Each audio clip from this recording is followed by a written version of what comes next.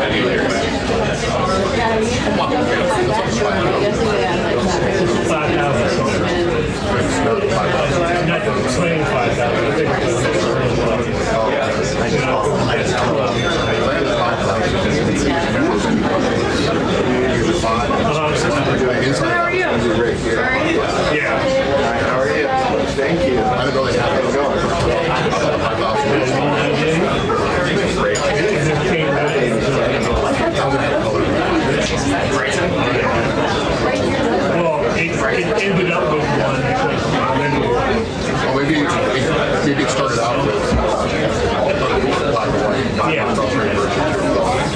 We had mine. Of course. Ours was HD cameras, 5,000 was HD cameras. Most were doing colors. Yeah. I like the TK-76. Yeah. Waiting for me. Very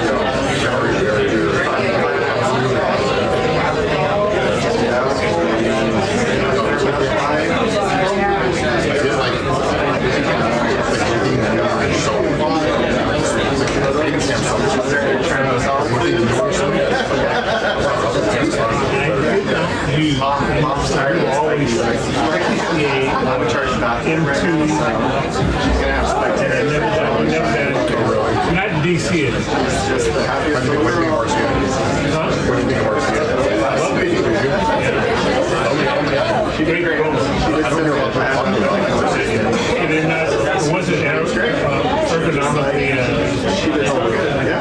Yeah, it was flat bottom.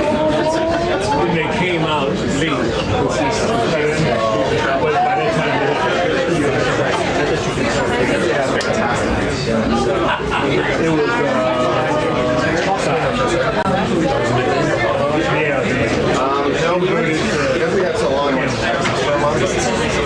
But at that time, nobody was using it. They didn't keep up. Yeah, like $9. Yeah, I got one. I got one. Yeah, I went got one, and I'm like, why didn't we get go back to Costco? Especially in our Yeah, yeah. Yeah, that's $9 and stuff.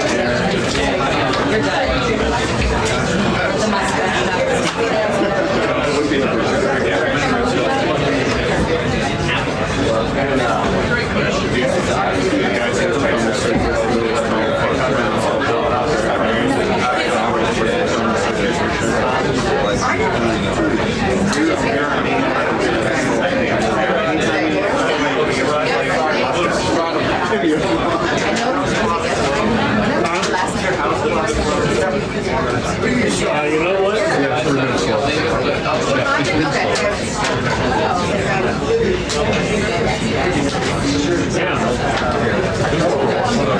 Hey, you know what?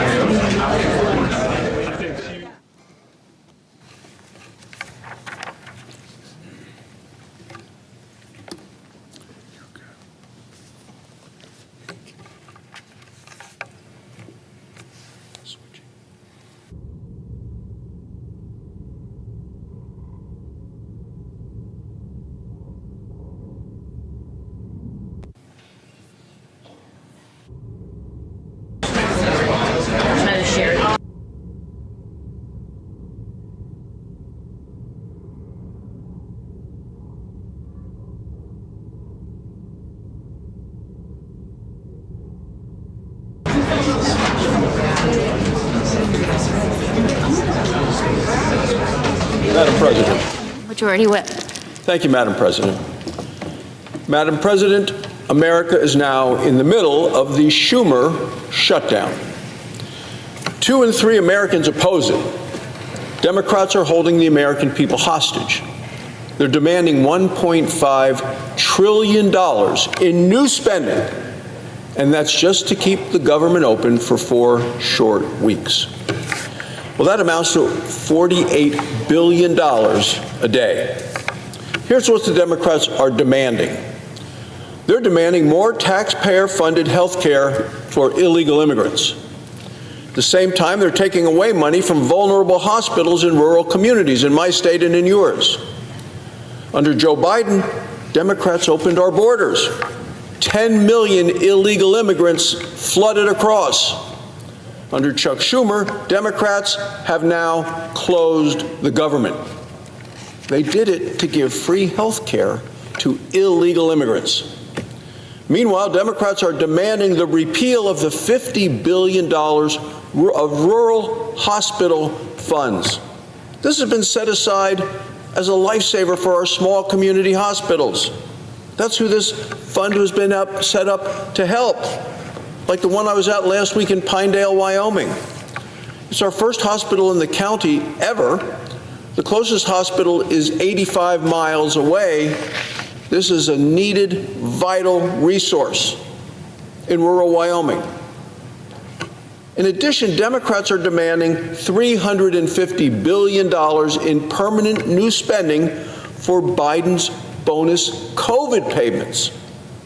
They created these payments in 2021. They promised they would be temporary. They said they're there for the COVID emergency only. They extended them once so they would end at the end of this year. Clearly, COVID is over. And now they want these Biden bonus COVID payments to become permanent, to go on forever. These payments are riddled with waste, fraud, abuse, and corruption. We have seen it. We have documented evidence. Unlike most insurance, there are no premiums, there are no deductibles, and Democrats also removed the income limit. The money goes straight from the government to the insurance companies. The bill goes directly to the hardworking American taxpayers. The Democrats' price to reopen the government are all of those things I've mentioned, plus more. What we are doing as Republicans is proposing to reopen the government for 7 weeks at the current funding levels. The House has already passed it. Republicans and Democrats have voted for it in the House and in the Senate. President Trump is ready to sign it. It takes 60 votes in the Senate to reopen the government. We have voted repeatedly over the past several days. Each time, a few level-headed Democrats have joined Republicans in the vote. It is time for more Democrats to join us today. There's only one person standing in the way, and that's the minority leader. He's holding the American people hostage. He fears retribution from the radical socialist left. Easy to see why. The radical socialist left, including Senator Sanders, Senator Warren, AOC, they have become the Democrat leaders in this shutdown. They're the ones running the party. While the government is stuck in this Schumer shutdown, the people paying the price are the American families. Veterans will face longer wait times for appointments. Members of the military and border patrol agents, they'll continue to protect our nation. They'll do it without pay. Some wildfire prevention, which is critical this time of year, will stop. Wildland firefighters will remain on the job unpaid. Mothers will lose access to vital programs that help feed their children. Sick patients on Medicare and Medicaid may lose home health care services. Small business owners will not receive new federal loans because the Small Business Administration is unable during a shutdown to process them. The American people all across this country are feeling the pain of the Schumer shutdown. Their request is simple. They're asking Senate Democrats to do what they've done 13 times under Joe Biden, to vote for a clean, continuing resolution that will reopen the government. All it takes are a few more Democrats, people who are willing to put the country first. We're about to vote today on another clean, continuing resolution, like the Democrats did 13 times when Joe Biden was in the White House, and that's the one to reopen the government. Republicans are going to vote for it. Democrats have the opportunity today, in just a few short minutes, to do the right thing for the American people. Let's see if they do. Thank you, Madam President. I yield the floor. It's the absence of a quorum. Clerk will call the roll. Ms. Also Brooks.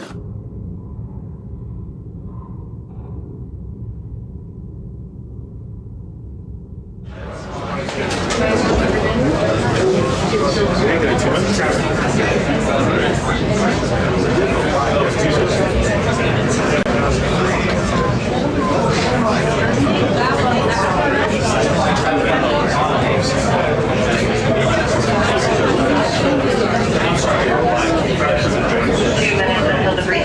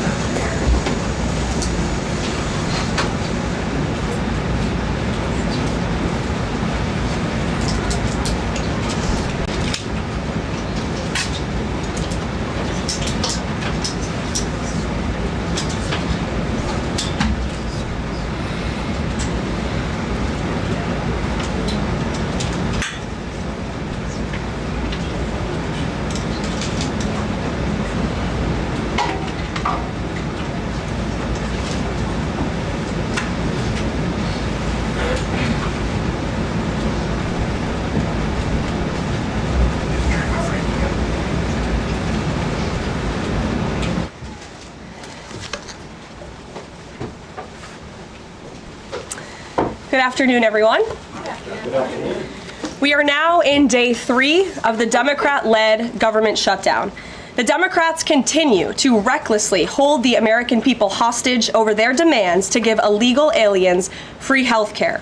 Republicans are fully unified behind passing nonpartisan clean funding bill, the exact same bill that Democrats approved back in March to reopen the federal government. But those same Senate Democrats are now voting against this clean funding bill and keeping the people's government closed. I understand Democrats will have an opportunity very shortly here to change course, and we hope that they will. There are significant personal impacts on millions of Americans as a result of this current government shutdown. The 1.3 million men and women of America's Army, Navy, Air Force, Marine Corps, Coast Guard, and Space Force who serve honorably and put their lives on the line to defend us all are not being paid. Military families are already seeking out food assistance because of financial anxiety caused by this Democrat shutdown. According to new reporting from the Military Times, staff members at the Armed Services YMCA food pantry distribution location near Fort Hood in Texas found a line of military families stretched around the side of the building yesterday at 5 in the morning. According to the staff who work there, that is, quote, not happened ever. They've already had a 34% increase this week over past weeks. President Trump and Republicans fundamentally believe we have a sacred responsibility to protect and provide for our military families with the resources they need to thrive. If Democrats believe in this very simple premise too, they should end this shutdown immediately. Unfortunately, the severe impacts of the Democrat shutdown extend beyond our troops. Nearly 7 million mothers, infants, and low-income families who rely on government-run food assistance will be in jeopardy if the WIC program runs out of money in the weeks ahead. The more than 13,000 air traffic controllers who ensure that Americans fly safely in airports across the country are currently working without pay. The National Flood Insurance Program is in danger of lapsing, which could leave families without necessary help if a disaster strikes, and we are in the middle of hurricane season. Critical services offered at Social Security field offices are reduced for senior citizens and disabled Americans. Helpful transition assistance programs are not being provided for veterans who fought to defend our country and are now trying to re-enter civilian life. The economic consequences of this shutdown are piling up every day. Policymakers, markets, and even the Federal Reserve are flying blind at a key juncture because BLS and BEA data are on hold until the government reopens. Democrats shutting down the federal government to give health care to illegal aliens could lead to lower growth and higher unemployment rates for Americans. According to a new memo from the Council of Economic Advisors, the U.S. economy could lose $15 billion of growth domestic product each week.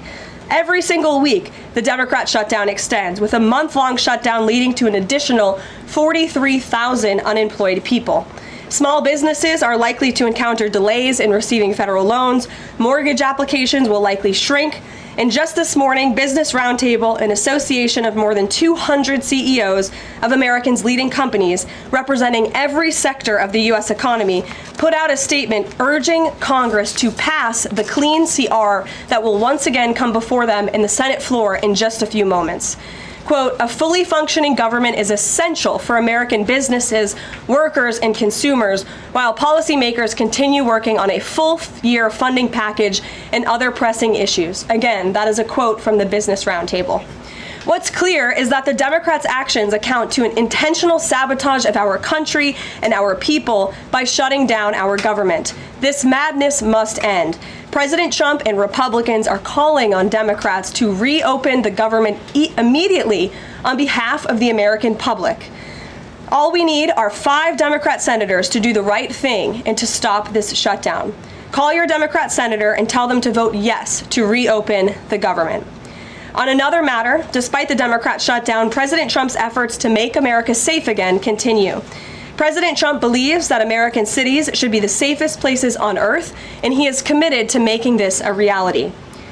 We've already seen that President Trump successfully made D.C. safe again in only a few weeks. That same crime crackdown will continue to happen in cities across the country and is happening in Portland, Oregon. President Trump will end the radical left's reign of terror in Portland once and for all. The president has directed Secretary Hegseth to provide all necessary troops to protect war-ravaged Portland and any ICE facilities under siege from attack by Antifa and other left-wing domestic terrorists. What's been allowed to happen in Portland, and we saw disturbing video footage of this last night, this is not peaceful protesting, this is left-wing anarchy that has been destroying this great American city for years, leaving police officers battered, citizens terrorized, and business properties damaged. Since early June alone, Antifa terrorists have laid siege to the ICE field office in South Portland. These radical left-wing lunatics have violently breached the ICE facility by using a stop sign as a battering ram, hurled explosives and other projectiles at law enforcement, repeatedly assault and dox officers, berate their law-abiding neighbors, and have even rolled out a guillotine in front of the ICE facility. And more people should be reporting on that. President Trump has sent federal law enforcement to protect federal assets and arrest those fueling this violence. Just last night, we saw an extremely troubling incident where conservative journalist Nick Sorter was captured on video being taken into custody by the Portland police after he was ambushed by Antifa and was defending himself from these assaults. But instead of arresting these violent mob members night after night after night, who are ravaging this community, the police arrested a journalist who was there trying to document the chaos, and everyone in this room should be extremely concerned about that. The Department of Justice spoke with that journalist this morning, and they will be launching a full investigation into his arrest. This incident is part of a troubling trend in Portland where left-wing mobs believe they get to decide who can visit and live in their city. It is not their city. It is the American people's city, and President Trump is going to restore that. I just spoke with the president about this, and he has directed his team here at the White House to begin reviewing aid that can potentially be cut in Portland. We will not fund states that allow anarchy. There will also be an additional surge of federal resources to Portland immediately, including enhanced CBP and ICE resources. Law and order will prevail, and President Trump will make sure of it.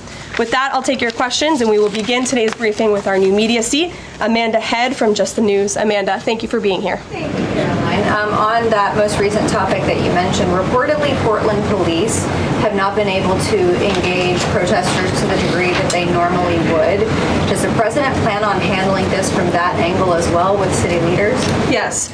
From our understanding in the law enforcement that we have here in the Homeland Security Task Force, I spoke with them this morning, and what they're seeing is that unfortunately, local police has been restricted from responding or cooperating at all with federal authorities, which is completely absurd. We have surged federal law enforcement personnel to this city to restore law and order and to work alongside local law enforcement. And we've seen the benefits of this in Washington, D.C., and all of you live here, so you can agree Washington, D.C. is and feels much safer because of the cooperation between federal and local law enforcement. They can and must be working together, and we think it's despicable that these local elected officials who swear an oath to protect their people are preventing law enforcement from doing their jobs on the ground. So that's why the president has directed his team here at the White House, and they are already on it, to look into how we can cut funds. And the president wants to work with anyone. If the mayor of Portland were to call him right now and say, "Mr. President, please help us," I am sure the president would be willing to do that. He is genuinely serious about wanting to restore order in America's cities. But it's become apparent that the local and elected officials in Oregon do not feel the same, and that's very unfortunate for the people who live there. And then one more question on the government shutdown. Should there be some type of scheduled layoffs to maybe entice Democrats to come to the table, like every hour another agency, another 100 pink slips? I'm sure Russ Vought has a list of folks ready to go. Well, look, the Office of Management and Budget, as we've said repeatedly, is working with the agencies and our cabinet secretaries to identify where cuts unfortunately can and have to be made. And again, we understand there's another vote happening on the Senate floor in an hour. Maybe if Democrats do the right thing, this government shutdown can be over. Our troops can get paid again. We can go back to doing the business of the American people. But if this shutdown continues, as we've said, layoffs are an unfortunate consequence of that. And Russ Vought has been in contact with our cabinet secretaries at their respective agencies to discuss that. Thank you, Amanda. Kelly. How would this administration define what makes a Democrat agency, which agencies, and what constitutes being a Democrat agency? I think this administration has been very clear, Kelly, that we're not going to tolerate waste, fraud, and abuse in our government.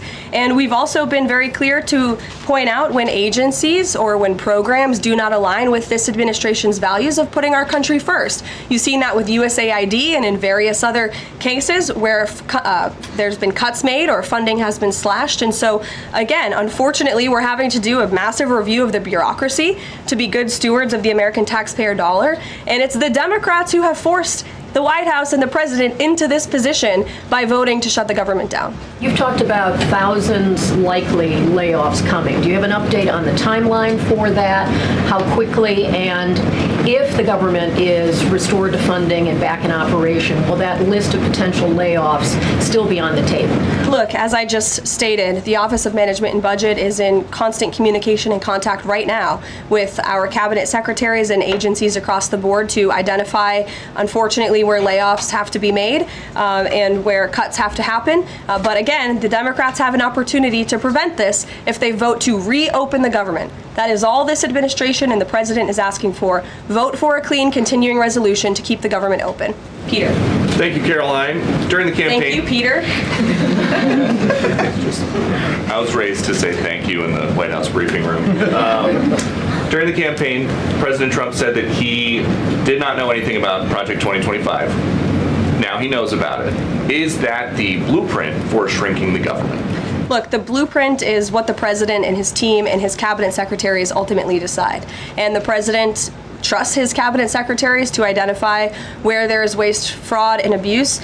We pointed out this morning, or Russ Vought tweeted about this morning, a Chicago rail project that was canceled. We paused $2.1 billion in Chicago infrastructure projects, specifically the Red Line extension and the Red and Purple modernization projects. And it's because the administration is concerned that the Biden administration was handing out taxpayer dollars to pay for this construction based on DEI. DOT is reviewing the race-based contracting on unconstitutional grounds, and in the meantime, the Department of Transportation funds for these projects are on hold. So I guess this answers both of your questions. This would be an example of that. And just because there's so much shutdown talk, something different. What do you guys think about the NFL's decision to name Bad Bunny as the Super Bowl halftime performer, somebody who has not scheduled shows in the U.S. because he says that he's worried that ICE is going to come and arrest his fans? Well, look, I know there are many in this room who are very anxious to hear the president's response to Bad Bunny being the halftime show, so I won't get ahead of him. I won't reveal what he feels about this. Next time you all ask him a question, you're welcome to do that. I have my own feelings on that, but that's not what I'm up here to talk about. As far as ICE being at the Super Bowl, as far as I'm aware, there's no tangible plan for that in store right now. However, of course, this administration is always going to arrest and deport illegal immigrants when we find them, if they are criminals. criminals, we're going to do the right thing by our country. Kate. Did the president and Russ Vogt decide yesterday in their meeting which cuts they wanted to make to agencies and which ones would be permanent? Again, I've kind of answered this question a few different times now. It's been asked in a few different ways. Their discussions continue between the Office of Management and Budget and cabinet agencies across the board, and they are actively identifying where these cuts and these layoffs have to be made as this government shutdown hopefully does not continue. And on Hamas, the president said that if Hamas rejects the proposal that Netanyahu would have his full backing to finish the job. A UN report found that Israel was committing genocide in Gaza. Does the president have concerns about the civilians being killed, the worsening humanitarian crisis, and are there limits to what the White House would support when it comes to Israel's actions in Gaza? Look, the president has deep concerns about all of the atrocities that have taken place in the Middle East over the past few years.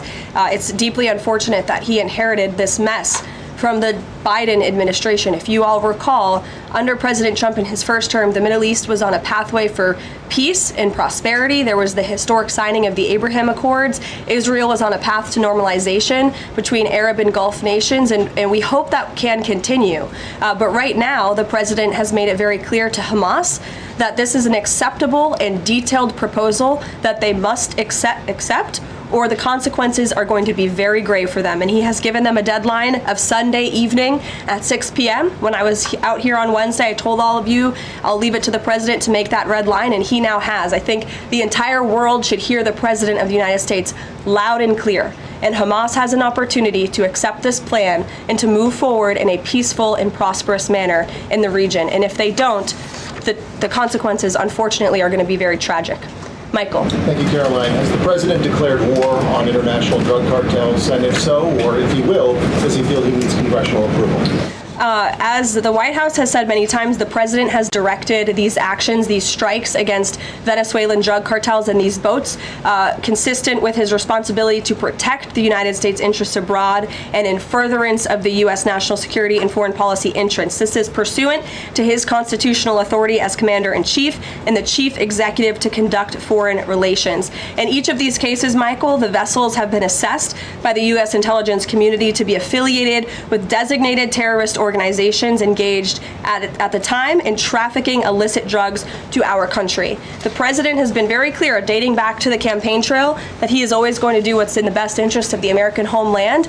And he also promised the American people he was going to end the drug epidemic that has taken far too many American lives. And you're seeing those actions play out almost every single day here. One last question on the shutdown, Karoline. Hakeem Jeffries has said that President Trump is in the Presidential Witness Protection Program since the shutdown has begun. What's the White House's reaction to that? That's just more ridiculous fodder from Hakeem Jeffries. As you all know, because you're here every day, the president is literally working around the clock right now. I think he has a swearing-in ceremony, or he already did. He has several meetings on the books today. He literally works 24/7. Anyone who works in this place or covers this place, as you all do, knows that to be true. And Hakeem Jeffries and the Senate Democrats should get back to work in a few minutes and vote to reopen the government. Emily. Thank you, Karoline. You spoke earlier about the energy and infrastructure projects that Director Vogt paused. Will the White House agree to restore that funding as part of the deal to end the shutdown? Well, I won't make any agreements here.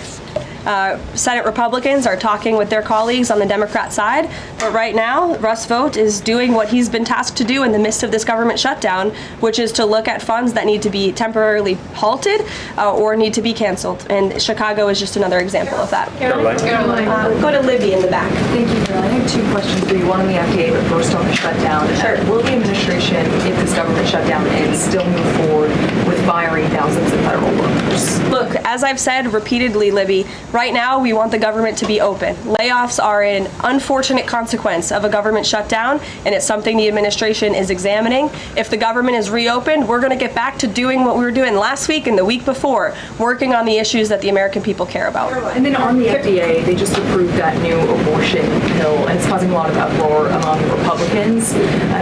What is the president's response to that, and does the administration plan to have that full, that FDA approval? Well, the Secretary of Health and Human Services, Bobby Kennedy, has put out several statements on this. The HHS's decision, it's not an endorsement of this drug by any means. They are just simply following the law. And as they put out in their statement, by law, the Secretary of Health and Human Services must approve a generic drug application if the application demonstrates the generic drug is the, quote, same as the brand name drug. Generic applicants are not required to submit independent evidence proving safety and effectiveness. As such, FDA's decision to approve a second generic version does not address the merits of the current safety program. HHS is reviewing adverse effects to ensure that FDA's required safety program for the drug is sufficient to protect women. This safety review equally applies to generic versions of this drug. So FDA and HHS are following the law. It's, again, not an endorsement of the drug itself. Mary. Thanks, Karoline. 2 questions on the shutdown. You've argued that these impending layoffs are necessary to keep essential services up and running, but that has never been the case in any previous shutdown. Even when the government was shut down for 35 days in Trump's first term, you've never had to lay off thousands of workers to keep essential services up and running. So why are layoffs now necessary in this shutdown? Because we have an administration and we have a president who are wholeheartedly focused on restoring fiscal sanity to our government and doing the right thing by the American taxpayer. We are $37 trillion in debt, and the federal government is currently shut down. There is no more money coming into the federal government's coffers. And as you've also seen since the beginning, in January, this administration is focusing on waste, fraud, and abuse. And so Democrats have given this administration an unenviable choice to have to take a look at the balance sheet and identify where these cuts and layoffs can be made. And you just said this is an unenviable choice, that this is an unfortunate consequence, but the president has described this as an unprecedented opportunity to lay off additional workers. He's posted a video likening Rust vote to the Grim Reaper. So which is this? Is this an opportunity to fire more workers or an unfortunate consequence? Look, the president likes to have a little fun every now and then, and I think both things can be true at the same time. The Democrats have given the administration this opportunity, and we don't like laying people off. Nobody takes joy in that around here, and if you think that, then I think that's very sad. You view the White House and our staff as wanting to put people out of work. Nobody wants to do that, but sometimes in government you have to make tough decisions. Carrie. Going back to Portland, as far as the city council there is concerned, they appear to be very sympathetic towards the protesters over at the ICE facility. Is the White House considering invoking the Insurrection Act over in Portland? Is that something they are considering also? As far as the Portland City Council is concerned, are they looking at the members there who are appear to be helping out the protesters as far as suggesting to get burner phones, et cetera, et cetera? That's not something I've heard that's under consideration or discussion at this time. Karoline. Caroline, who's ever yelling in the back? Go ahead. Me. Sure. Thank you. Bianca Gracia here, and I have a question. This week, the Democrats have chosen illegals over hard-working Hispanic Americans during Hispanic Heritage Month, causing the White House to cancel the celebration with the president. Is the president open to letting the Hispanics, who overwhelmingly voted for him, have their own siesta fiesta in the White House lawn opposed to the fancy, we don't need fancy schmancy, right? You can give us the backyard and we'll fill it all in and have in our own fiesta. Is the president open to that? I had no idea she was going to ask that question. I just want to preface that. I've never met you. I just want to say that, but welcome to the briefing room. I love your energy. I can't personally unilaterally promise the South Lawn grounds. We have some construction going on out there, but I know that everyone here views it as very unfortunate we had to cancel or hopefully just reschedule the Hispanic American Heritage Month event, and it's because we are working around the clock during this government shutdown. When the Democrats vote to reopen the government, that event will be back in the planning stages. Thank you. You're welcome. Brian, go ahead. Thank you very much. Welcome to the briefing room, by the way. I was with the Secretary of War and the Attorney General in Memphis just the other day as we were going to a command center. And I noticed a billboard along the highway that said, "Memphis welcomes the National Guard." Now, what is your message today to Democrat mayors watching us right now that suffer from TDS and they cannot get Trump out of the way to saving their city? Portland being one of them. They should do the right thing by their citizens, Brian. They should call the president, they should call the White House and say, we want to work with you. And in Memphis, we are seeing some cooperation. As you saw from that billboard, the people of Memphis are loving this, and they are very grateful for the federal government's efforts. And federal law enforcement is there. We're working alongside local law enforcement. We'd like to see it ramped up a little bit because we want to make progress and we want to arrest as many bad criminals as we can. Since Monday, I do have some updated statistics from the Homeland Security Council this morning. Since Monday, 153 arrests have been made in Memphis, including 5 gang members, 48 illegal guns have been seized, and 5 missing children have already been recovered. Last night, 60 arrests were made and 21 illegal firearms were seized. Arrests from last night include a suspect wanted for rape of a child under 13, first-degree murder, breaking and entering, aggravated assault, illegal drug possession, and many more. So we continue to see good results coming in through Memphis, and the president is very excited about making Memphis safe again. Thank you. At the top of the briefing, you made a statement about that the Democrats are interested in giving health care to illegal immigrants. Yes, they are. U.S. law already prohibits that. It's a 1996 law saying that they cannot give unauthorized immigrants any federally subsidized health care coverage through Medicaid, the Affordable Care Act, or the Children's Health Insurance Program. There seems to be a disconnect in the messaging. Are you denying that Medicaid money has never gone to illegal aliens in the United States of America? I'm not denying anything. I'm asking you if you can explain the disconnect in the message. I most certainly can. The Democrats' proposal, their continuing resolution, let me just reiterate, the Republicans' continuing resolution was a clean continuing resolution. There was no partisan politics injected into it. There were no conservative wish lists injected to it. What the Republicans want and still want to this very second is a clean continuing resolution to fund the United States government. What did the Democrats want in their continuing resolution? They inserted a provision to undo a provision in the Working Families Tax Cut, the One Big Beautiful Bill, that ended taxpayer-funded health care illegal benefits for illegal aliens. Democrats' proposal would require Medicaid to pay more for emergency care provided to illegal aliens than Medicaid does for American patients who are disabled, elderly, or children. And this bill would have also allowed California to continue a gimmick that funds its Medicaid for Illegals program.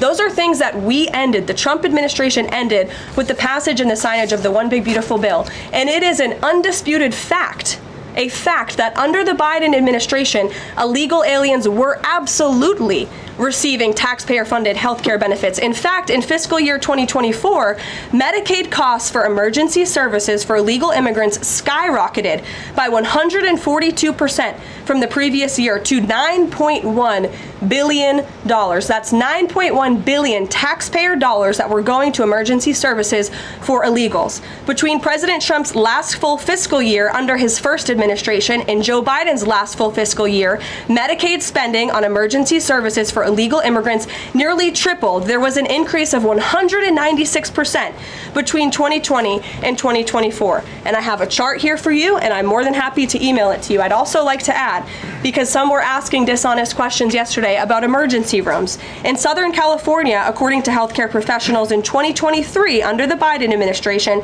Southern California's, quote, entire healthcare system was being bombarded with illegal immigrants and forcing American patients to endure longer wait times. In Denver, Colorado, the CEO of Denver Health stated that 8,000 illegal immigrants made 20,000 visits to the city's health system in 2023, leaving an uncompensated bill totaling over $10 million.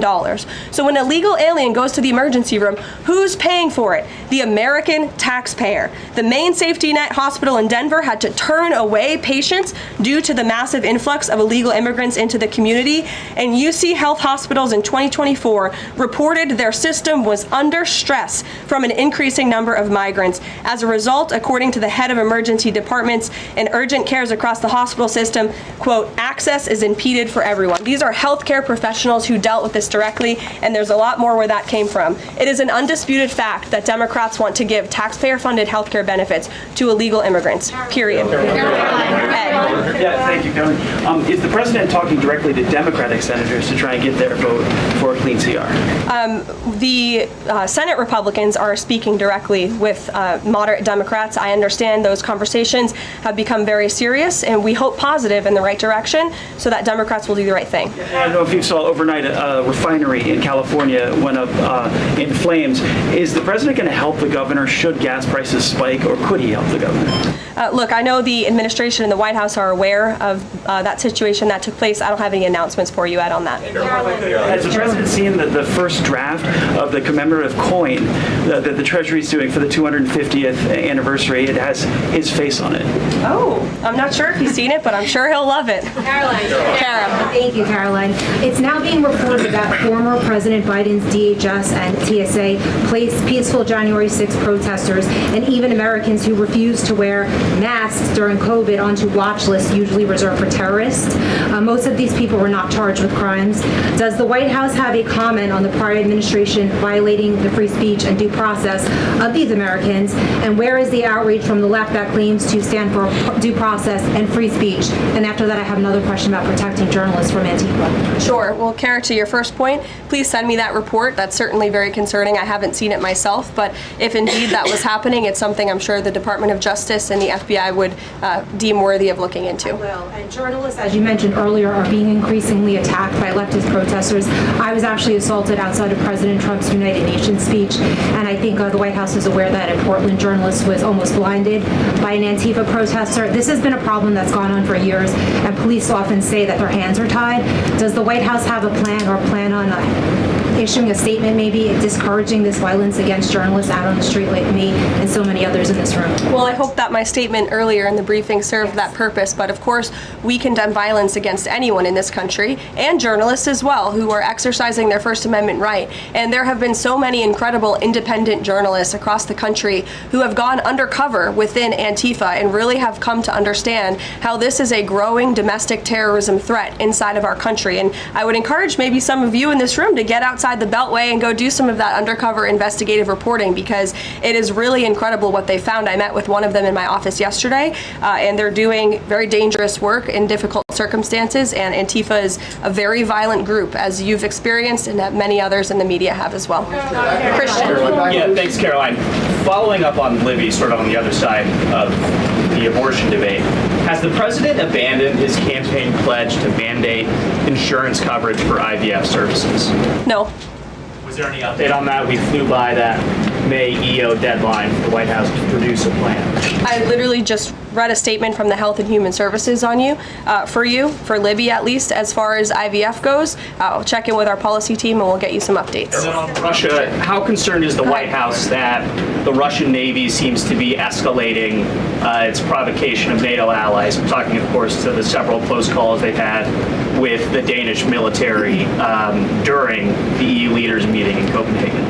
It's something the administration takes very seriously, and we are constantly monitoring it. The National Security Council here at the White House is in constant correspondence with our NATO allies, and the president speaks to many of them as well. Caroline, we've seen a spate of gun violence in this country, both mass shootings. We've seen this Michigan church that was attacked, children being shot in pews in Minnesota. We've also seen politically motivated assassinations of Minnesota lawmakers, Charlie Kirk. Has any of this made the president or the White House rethink gun safety prevention in this country? Either red flag laws, I know that was a conversation in the first Trump administration, or is there anything on the table right now on gun violence? Of course, this is an extremely pressing issue for the administration in our entire country. It's deeply alarming to everyone here, the violence that we've seen taking place all over the country, the assassinations that have unfortunately, tragically taken place throughout the last several months. There are many discussions about how to prevent such violence and how we can ensure that law enforcement has the resources they can on the ground to not only respond, but again, to prevent such tragedies from taking place. If there are red flags with an individual in a community that they are treated as an emergency, a public safety emergency, not just, turn a blind eye to. There's many other things we can do, but the administration and the president has always also made it clear he's always going to protect the constitutional right, the Second Amendment constitutional right of Americans to own guns. Would you advocate for Congress to pass a federal red flag law? Right now, they just incentivize states financially to have red flag laws. But I know Lindsey Graham has worked on this as a Republican. There are some Republicans that do support this kind of gun safety legislation. I don't want to get ahead of the president on any congressional action or any suggestion to Congress on that matter. Andrew. Thank you, Caroline. Two things. First, to follow up on something you said earlier about hospitals treating undocumented or illegal aliens. Is it the administration's position that hospitals should not have to treat people who come into the emergency department who are not here legally? No, that's not our position. Our position is that it's completely unacceptable that the Biden administration paroled and encouraged an invasion of tens of millions of illegal aliens into our country and then promised them free health care.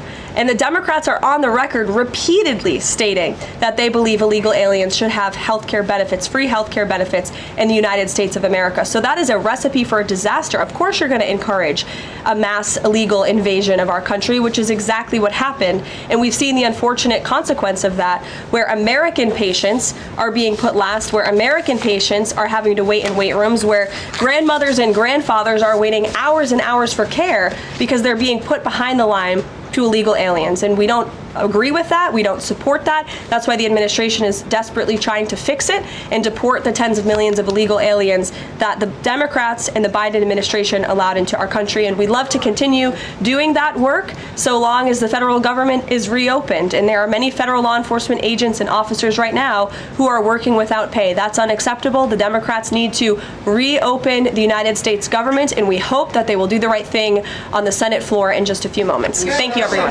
Caroline.